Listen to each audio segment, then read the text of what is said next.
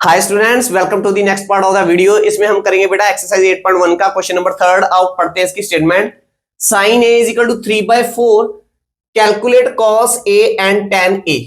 तो बेटा हमें साइन ए ट्रिग्नोमेट्री रेशियो एक दिया 3/4, हमने अदर टू ट्रिग्नोमेट्री रेशियो निकालनी है कॉस ए और tan ए।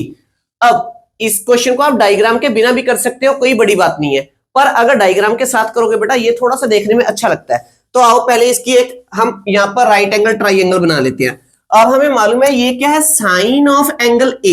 तो जो भी यहां पर होता है बेटा ये क्या होता है, एक्यूट एंगल होता है ना। ये क्या होता है, एक्यूट एंगल, जिसके बेस पर हम परपेंडिकुलर और बेस को सिलेक्ट करते हैं। तो एक्यूट एंगल कौन सा है, यहां ये वाला हम इसको लेंगे ए, क्योंकि उसने कहा साइन ए। तो दैट्स मीन हमारे पास एक राइट एंगल ट्राइंगल ऐसी है जिसका एक एक्यूट एंगल का नेम क्या है, ए। तो इसको अदर जो हमारे पास वर्टेक्स है इसे बी कर लेते हैं, यहां पे नेम देते हैं सी। यहां तक क्लियर है। अब अगर एंगल ए हमारा यहां पर है तो थीटा यहां पे हो गया, इसके सामने हो गया हमारा परपेंडिकुलर, ये हो गया बेस, ये हो गया हाइपोटेनस, इसके सामने यह रखना क्या हो गया, परपेंडिकुलर। तो हमने साइड से डिसाइड कर लिया। अब इस क्वेश्चन को करते हैं स्टार्ट। तो बेटा हमें इक्वेशन में गिवन था कि sine A is equal to 3/4। अब जो ट्रिग्नोमेट्री रेशियो होती है, पंडित बद्री प्रसाद हर हर बोले सोना चांदी तोले, इसमें जो साइन थीटा होता है बेटा वो किसके इक्वल होता है, परपेंडिकुलर और हाइपोटेनस के। तो 3 आपको दिया है परपेंडिकुलर, तो दैट्स मीन ये किसके इक्वल हो गया, P/H के। तो परपेंडिकुलर क्या है 3 और हाइपोटेनस क्या है आपके पास 4। हमने निकालना क्या है, बेस। तो जब तक हमें तीनों साइड्स पता नहीं चलेंगी, तीनों के बारे में नहीं पता होगा, हम कर ही नहीं सकते इस क्वेश्चन को, ठीक है।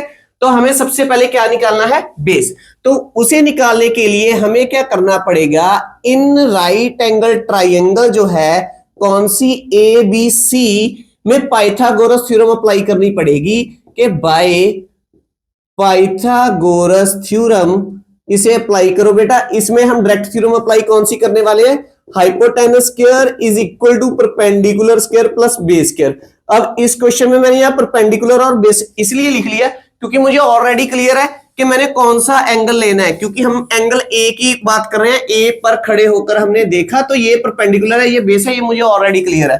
तो हाइपोटेनस है हमारे पास बच्चों 4 स्क्वायर इज इक्वल, परपेंडिकुलर है आपके पास 3 स्क्वायर प्लस बेस हमने निकालना है बी स्क्वायर। तो निकाल दो, 4 4 जा 16 इज इक्वल 3 3 जा 9 प्लस बी स्क्वायर। शिफ्ट कर दो, इसे ट्रांसफर्स करने के बाद आ गया 16 minus 9 is equal to B square. तो बी की वैल्यू आई है बेटा, B square is equal to 16 में 9 माइनस करेंगे आएगा 7। तो बी आएगा बेटा √7, ठीक है। तो हमने बी की वैल्यू निकाल लिया √7। अब इसके बाद हमने निकालना क्या है, यहां पे आ गया b इज इक्वल टू √7। हमने निकालना क्या बेटा, cos a। तो that's mean therefore cos a की वैल्यू किसके इक्वल होती है, cos a किसके लिए होता है, बेस अपॉन हाइपोटेनस। तो cos a इक्वल होगा बेस अपॉन हाइपोटेनस के।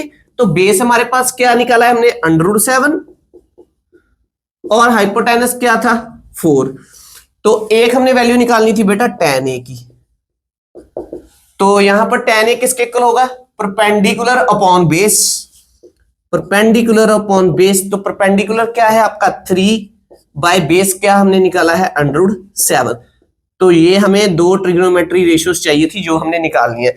तो ये वैसे भी अगर आपने इंट्रोडक्शन पार्ट देखा है तो उसका सबसे पहले जो हमने की पॉइंट्स किए थे उसका फर्स्ट पॉइंट यही था कि अगर हमें एक ट्रिग्नोमेट्री रेशियो मालूम है then we can determine the other 5 trigonometry ratios with the help of Pythagoras theorem। तो बेटा ये था क्वेश्चन नंबर 3। तो अगर आपको मेरे टीचिंग का मेथड अच्छा लगता है, मेरी इस वीडियो को लाइक और शेयर कीजिए, मेरे इस चैनल को सब्सक्राइब कीजिए। करेंगे नेक्स्ट वीडियो में इसका next question. Thanks for watching, take care, bye bye.